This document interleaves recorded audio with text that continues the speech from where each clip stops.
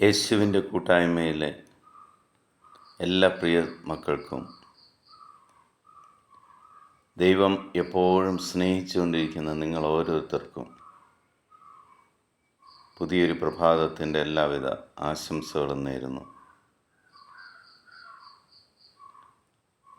ദൈവത്തോടുള്ള സ്നേഹത്തെ പ്രതി ദൈവവചനം കണ്ടുകൊണ്ടും വായിച്ചുകൊണ്ടും ശ്രവിച്ചുകൊണ്ടും പുതിയൊരു ദിവസം തുടങ്ങുവാൻ നമ്മളെ ഓരോരുത്തരെയും സർവശക്തനായ ദൈവം തിരഞ്ഞെടുത്തതിന് നമുക്ക് നന്ദി പറയാം. ഇന്ന് നമ്മൾ ശ്രവിക്കുന്ന തിരുവചന ഭാഗം യൂദിത്തിൻ്റെ പുസ്തകം 9-ാം അധ്യായം 5-ാം തിരുവചനം. ദൈവമേ, എൻ്റെ ദൈവമേ, വിധവയായ എൻ്റെ പ്രാർത്ഥന കേൾക്കണമേ. അവിടുന്നാണ് ഇതും ഇതിനു മുൻപും പിൻപും സംഭവിച്ച കാര്യങ്ങളും ചെയ്തത്. ഇപ്പോഴുള്ളവയ്ക്കും വരാനിരിക്കുന്നവയ്ക്കും രൂപം നൽകിയത് അവിടുന്ന് തന്നെ. അതേ, അവിടുത്തെ ഹിതം നിറവേറി.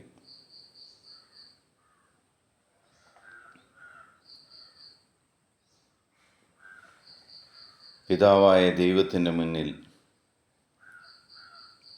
അബ്രാഹത്തിൻ്റെയും ഇസഹാക്കിൻ്റെയും യാക്കോബിൻ്റെയും ദൈവമായ കർത്താവിൻ്റെ മുന്നിൽ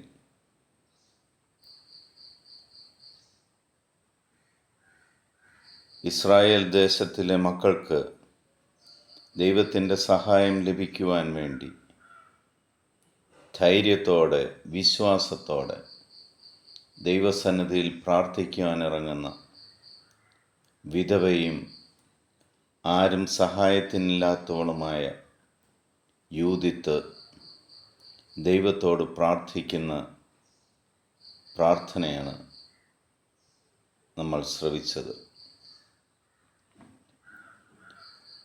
ദൈവത്തോട് തുറന്ന് സമ്മതിക്കുകയാണ് യൂദിത്ത്.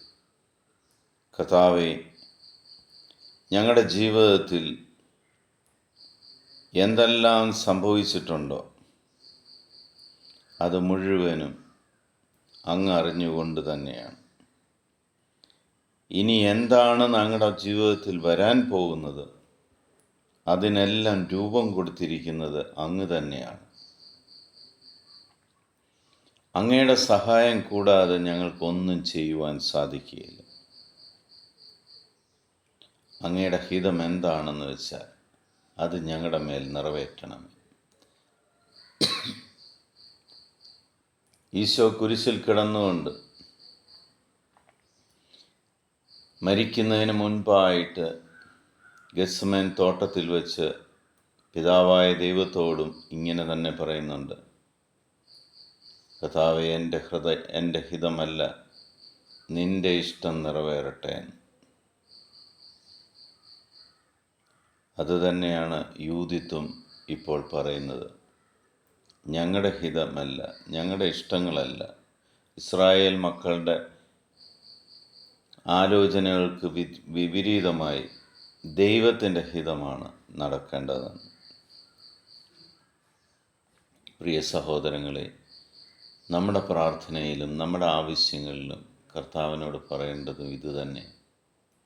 നമ്മുടെ പ്ലാനോ പദ്ധതികളോ അല്ല. ദൈവമേ, നിൻ്റെ ഹിതം ഞങ്ങളുടെ ജീവിതത്തിൽ ഇന്ന് സംഭവിക്കട്ടെ. ഇന്ന് നീ എന്താണോ ഞങ്ങൾക്ക് വേണ്ടി ഒരുക്കി വച്ചിരിക്കുന്നത് അതെല്ലാം സ്വീകരിക്കുവാൻ ഞങ്ങളെ നീ ഒരുക്കണമേ. അത് ഞങ്ങളുടെ ജീവിതത്തിൽ സംഭവിച്ചതിന് നന്ദി പറയുന്നു. നമുക്കങ്ങനെ നന്ദി നിറഞ്ഞ ഹൃദയത്തോടെ എളിമപ്പെട്ടുകൊണ്ട് അത്യുന്നതനായ ദൈവത്തിൻ്റെ തണലിലും സംരക്ഷണയിലുമാണ് നമ്മൾ നിൽക്കുന്നത് എന്ന് ഉറച്ചു വിശ്വസിച്ചുകൊണ്ട് നമ്മുടെ ഈ ദിവസം കർത്താവിൻ്റെ മുന്നിൽ സമർപ്പിക്കാം. പിതാവായ ദൈവത്തിൻ്റെയും പുത്രനായ യേശുക്രിസ്തുവിൻ്റെയും പരിശുദ്ധാത്മാവിൻ്റെയും കൃപയും അനുഗ്രഹവും സമാധാനവും എപ്പോഴും നമ്മുടെ കൂടെ ഉണ്ടായിരിക്കട്ടെ. ഈ നിമിഷം ലോകത്തിലെ 800 കോടിയിലധികം വരുന്ന എല്ലാ മക്കളെയും ദൈവസന്നിധിയിലേക്ക് നമുക്ക് കൊണ്ടുവരാം. ദൈവം അവരെയും അനുഗ്രഹിക്കട്ടെ. സ്നേഹനിധിയായ പിതാവായ ദൈവത്തിൻ്റെ സമാധാനം നിങ്ങൾ ഓരോരുത്തർക്കും ഈ അവസരത്തിൽ ഞാൻ നേരുന്നു. ദൈവം നിങ്ങളുടെ ഇന്നത്തെ ദിവസം അനുഗ്രഹമാക്കി മാറ്റട്ടെ. മക്കളെ അനുഗ്രഹിക്കട്ടെ. നിങ്ങളുടെ പ്രവൃത്തികളെ അനുഗ്രഹിക്കട്ടെ. കർത്താവിൻ്റെ സാന്നിധ്യം എപ്പോഴും നിങ്ങളുടെ കൂടെ ഉണ്ടായിരിക്കട്ടെ. ഈശോ മിശിഹായ്ക്ക് സ്തുതിയായിരിക്കട്ടെ.